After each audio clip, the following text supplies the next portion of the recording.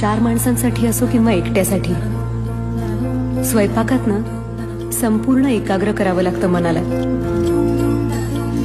एका माणसाचं जेवण बनवायला तेवढीच मेहनत लागते जितकी 40 माणसांच्या स्वयंपाकाला. हे कधी विसरायचं नाही. स्वयंपाक करणं म्हणजे काय? आपल्यातलं काहीतरी काढून त्या पदार्थाला देणं. तुम्ही काय द्याल तुमच्या भाजीला, तुमच्या आमटीला? मी ना माझ्या मनातलं सगळं सांगते माझ्या पदार्थांना.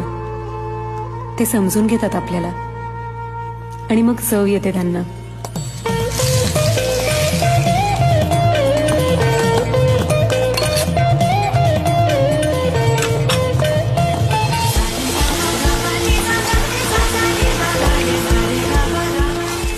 चांगल्या पदार्थाची पहिली खूण असते त्याचा वास.